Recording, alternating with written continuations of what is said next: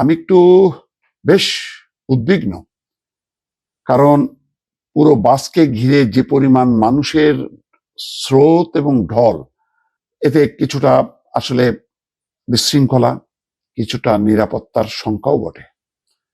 তারপরও বলবো যে আসলে এটা হয়তো স্বাভাবিক, এটা ঝুঁকি নিয়েই তারেক রহমান এবং বিএনপি এসছে।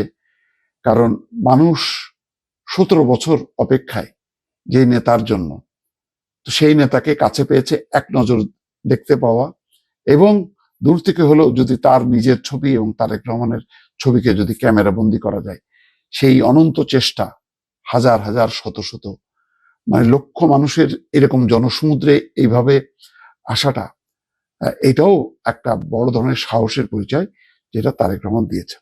আমি বারবার একটা কথা বলছি যে আজকের দিনটা নানা কারণে নানাভাবে বিশ্লেষণ করা যায়। খেয়াল করেন, কয়েকটা প্রশ্ন আমি করি। যারা আওয়ামী লীগেরও লক্ষ লক্ষ সমর্থক আছে, শুভাকাঙ্ক্ষী আছে, শুধু তাদেরকে বলি, একসময় তো আওয়ামী লীগ বিএনপি রাজনীতি করতো পাশাপাশি, কিন্তু ধরেন আজকে দ্বাদশ জাতীয় সংসদ নির্বাচন যেভাবে হইল, এই নির্বাচনটা যদি টিকে যেত এবং এই গণঅভ্যুত্থানটা যদি না হইতো, তাহলে কি আজকে তারেক রহমানের এই ধরনের প্রত্যাবর্তন সম্ভব হইতো? হতো না। বলেন না, আসতে পারতো না। কারণ আওয়ামী লীগের লক্ষ্যটা কি ছিল? যে বিএনপি আস্তে আস্তে নিশ্চিহ্ন হয়ে যাক, নিঃশেষ হয়ে যাক।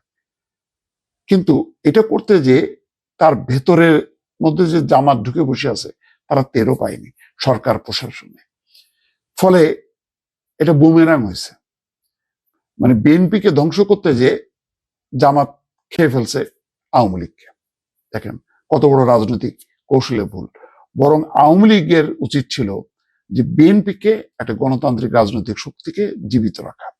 তাহলে এই উগ্রপন্থার উদ্ভব ঘটত না। গেল, তাহলে শেষ বিচারে কি হলো?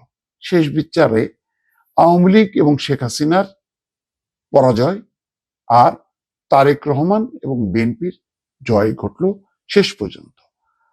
আশা করা যায় যদি এই রাজনৈতিক পরিস্থিতিটা যদি এগিয়ে নেওয়া যায়, আজ হোক কাল হোক একদিন হয়তো অন্য ফর্মে আওয়ামী লীগ হাজির হবে।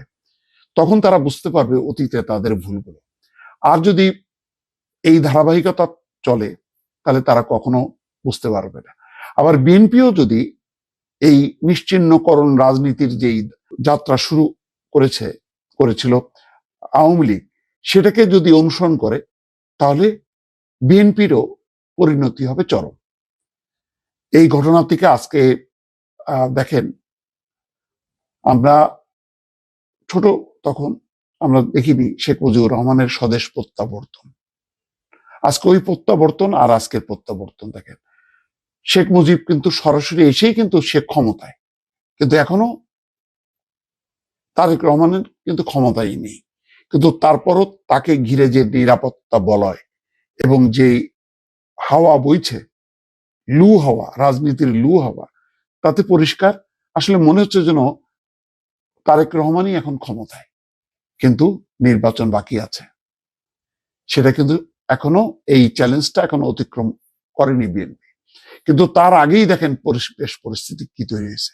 পার্থক্যটা দেখেন, শেখ মুজিবের স্বদেশ প্রত্যাবর্তন আর তারেক রহমানের স্বদেশ প্রত্যাবর্তন। আজকে সেটাও ছিল একটা যুগের বাস্তবতা, সময়ের চাহিদা। আজকেও কিন্তু সময় এবং যুগের চাহিদা বা বাস্তবতা হচ্ছে তারেক রহমান এসছেন।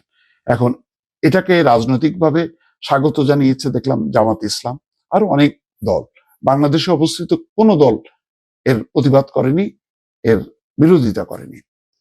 কিন্তু আওয়ামী লীগের অবস্থান এমন যে আওয়ামী লীগ বিরোধিতা বা স্বাগত জানানোর মতো রাজনৈতিক অবস্থানই তার নাই।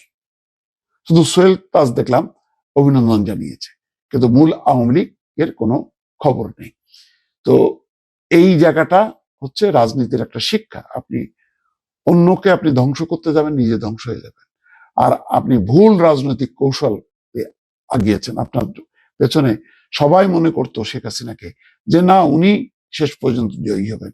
আজকে শেষ পর্যন্ত কিন্তু শেখ হাসিনার পরাজয় হলো, তারেক রহমান, বেগম খালেদা জিয়ার জয় হলো।